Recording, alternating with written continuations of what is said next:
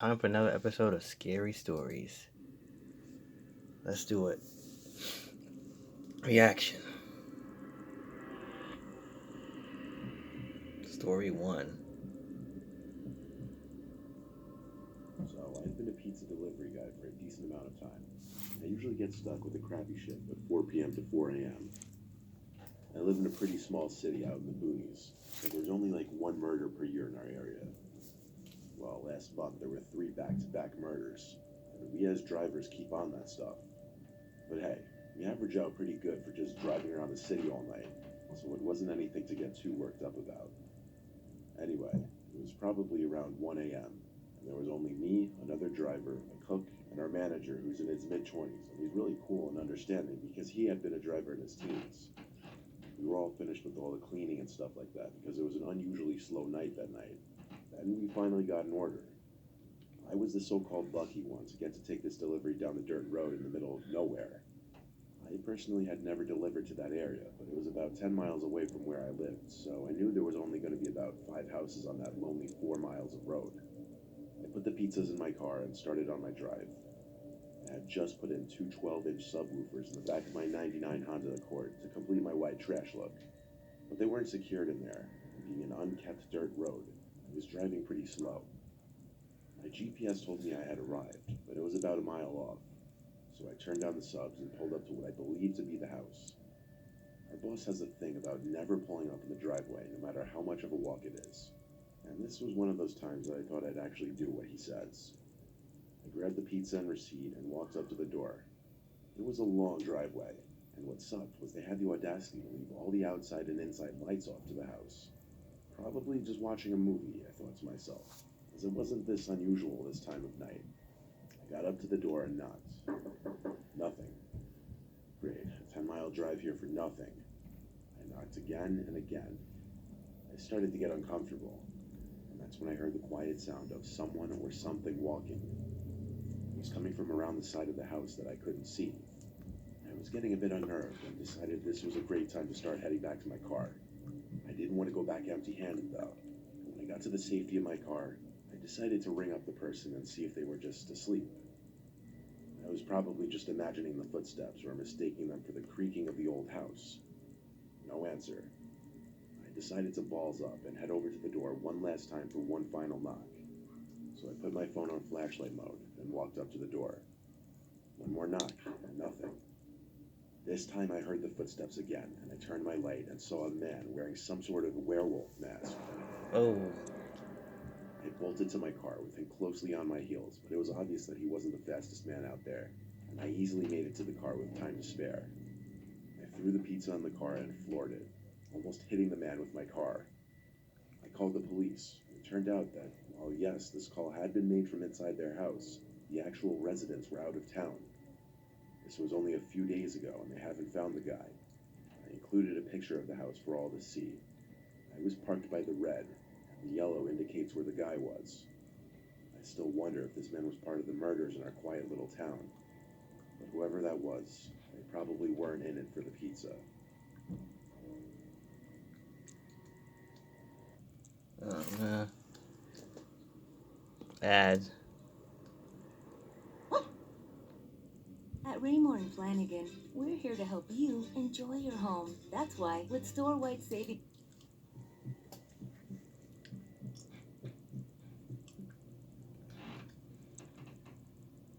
On a lazy Friday night when I had the house to myself, I was chilling in the living room with the lights off, watching movie after movie. It was past like 10, and I had a craving for pizza, so I ordered a pie from the local late night pizza place. It was a rainy night, part of the reason why I chose to just stay in and watch movies. Ironically, I was watching some scary movie at the moment, and at some point during that, I heard loud steps coming up the front stoop outside. I waited for a knock or the doorbell, but when I didn't hear either, I muted the TV out of curiosity. I then went to the front door and quietly lifted the slider above the peephole to look out at who could be on the porch. I was expecting to see the pizza guy, but at first all I thought I saw was black. It took me a few moments to realize I was looking back at someone's eye, pressed up on the other side of the peephole. I basically leaped back from being startled. I He called through the door, asking if it was the pizza guy. A deep man's voice called back, "Yes, it is." But something wasn't right. I looked through the peephole again, and now it seemed like the man on the other side was covering it with his hand or something. I didn't know what to do, other than yell, "Why are you covering the peephole?" He didn't respond to that. Instead, he just knocked on the door. I yelled at him to please leave. I walked away from the door back to the living room. A few moments later, the doorbell rang. I heard the same deep voice yell, "Pizza, open up." I once again got up and went to check through the peephole, but he was still covering it. Mm. I shouted at him again to please leave or I'd be calling the police. Now I turned off the TV to allow for total darkness in the house. All I could hear for a while was the sound of the pouring rain outside. When I went back to the front door to look through the peephole once again, now I was able to see through it. The man was no longer on the stoop. I called the pizza place and asked the guy who picked up the phone if he could check if the delivery driver had arrived to my house yet. I of course explained what was going on and why I was asking for that.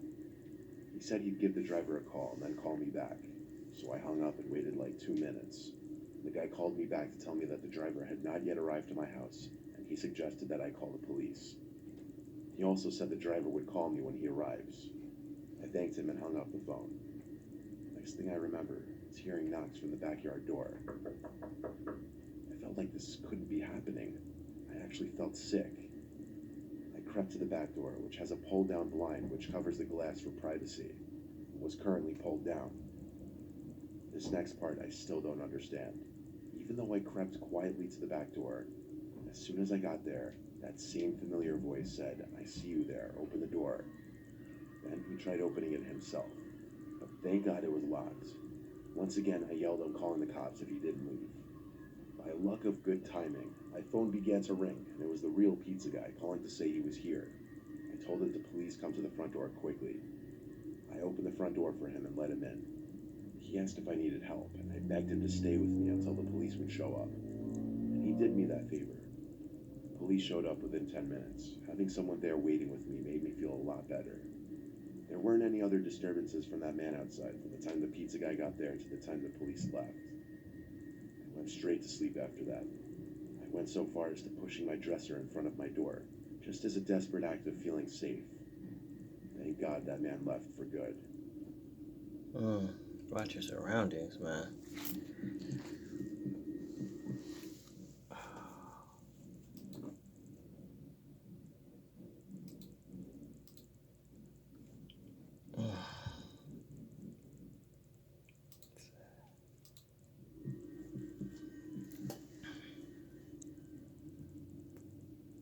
It was a little past 9 p.m. on a Saturday 3 years ago, back when I was delivering pizzas for this pizza place called Gino's. It was my last delivery of the night, my last delivery at that place ever, actually. Not because my shift was ending, but for reasons you're about to find out. I was supposed to deliver one regular pizza to this house around 10 minutes from the restaurant. I got there relatively quickly because I drive fast. It was a gated property, so I had to park on the street and walk through the gate up the decently long pathway to the front door. There, I rang the bell and waited. No one answered after a minute, so I rang it again. I knew the doorbell was working because I heard the ringing from outside. Finally, the lights in a room next to the front door turned on, so I naturally looked up to the window, and there were two people looking out the window at me. Extremely off-putting and unnerving. As I looked back at them, the front door opened, and a man wearing some pig mask opened the door. I couldn't see his face, but he sounded very joyous for the arrival of the pizza. He apologized for their costumes and said they were having a role-playing party. He told me to come in for a second since it was cold and that he'd go fetch his wallet. So I stepped into the house and he shut the door behind me. Then he disappeared into another room. I stepped forward a few feet to get a view into the adjacent room. The two people I saw standing at the window moments before were gone. The man called me into another lit-up room nearby. I didn't feel too comfortable, to be completely honest. The whole mask thing was insanely weird, and the two creepy people watching me at the window. Still holding the pizza box, I walked to the other room. As I passed the living room into the room next to it, I was just speechless as to what I saw. There were 6 chairs covered in white sheets arranged in a circle. 4 of them were being sat on by other people wearing bizarre plastic animal masks. The guy in the pig mask who opened the door said, "Come in, it'll just be a moment." I asked, "What are you guys role-playing exactly?" All 5 of them erupted into this creepy laughter, making me even more uncomfortable. The man in the pig mask told me to sit in one of the empty chairs. I looked at him without saying a word. Then I saw someone else creepily entering the room, kind of half hiding behind a wall opposite me. He was wearing a frog mask. I said, "You can just have the pizza," as I started to back away. There was no more laughter, no verbal response.